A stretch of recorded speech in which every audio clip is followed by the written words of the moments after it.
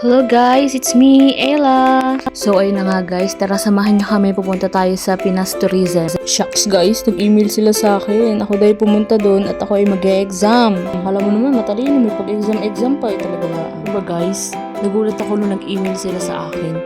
Dahil hindi ko naman akalain na mapapansin pala nila yung chat ko sa kanila. Kaya ayan, larga ang lola mo. Punta kami muna ngayon sa Algorere. Kaya guys, tara samahan niyo kami. Tara, tara, sumama ka sa'kin at hawakan ang aking kamay. Tayo ay mag-a-apply. Uy, magsitigil ka. Chika lang.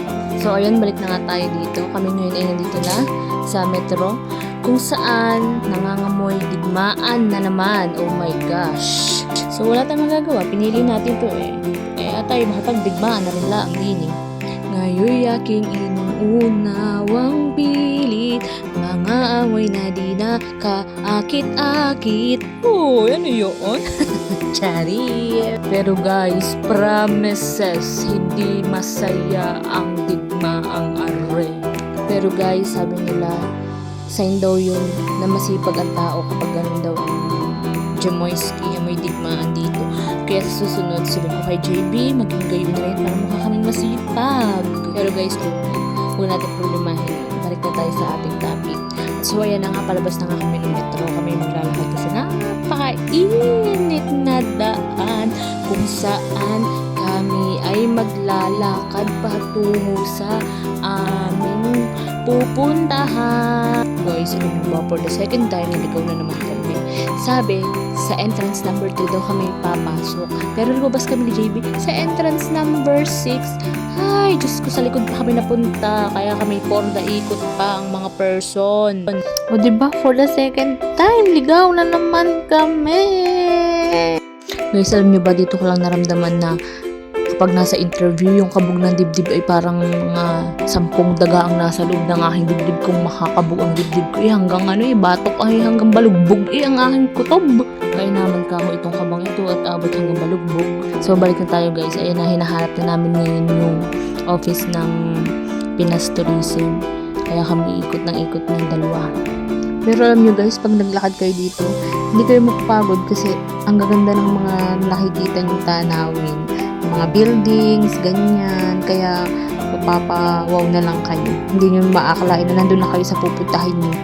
Feeling ko nga malapit na kami dito. So ayun na nga guys, dito kami sa Algorere na building. Kaya hinahanap namin yung Pinas Tourism na office. So nagkadiligaw-ligaw pa kami niya na naman. Hindi na kasi pwede mag-video sa loob. Kaya ayun, tapos na agad ako. So guys, ayun, share ko lang kung anong ginawa ko dun. Pinag-exam ba naman ako?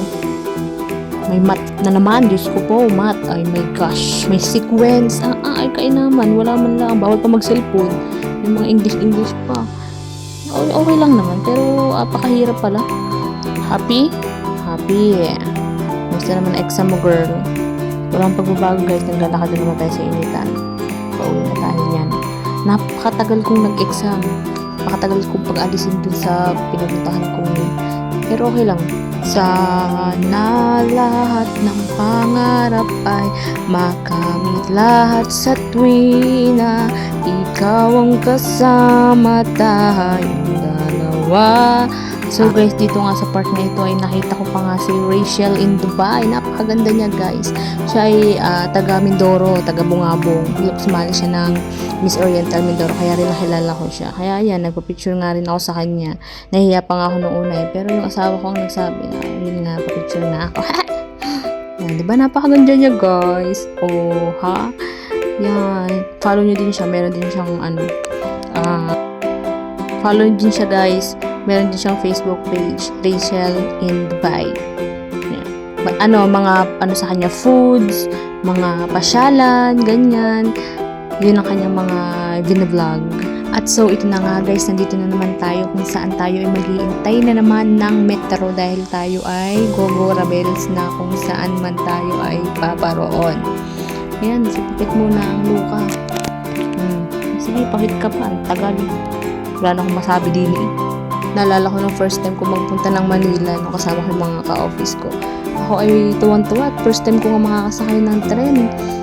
Ay, kainaman. Hindi naman araw-araw ito ang sasakyan.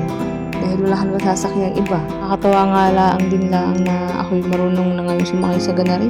Dahil dati ako'y hilong-hilo pag nasakay ako sa kung saan, kahit ano, basta ang sinasakyan ko lang ay tricycle at saka motor, tsaka bike, yun lang kaya sasakyan. Dahil pag mga van na at saka mga kotse, ako'y naliliyo, kaya ayaw na ayaw ko talagang umaalis. Kaya ngayon mo ako yayain, iwan ko lang, kahit saan ako'y sasama. Huwag lang ako'y mapapahamak. Ako'y sasama. Hindi na ako nahihilo kahit saan pa ba.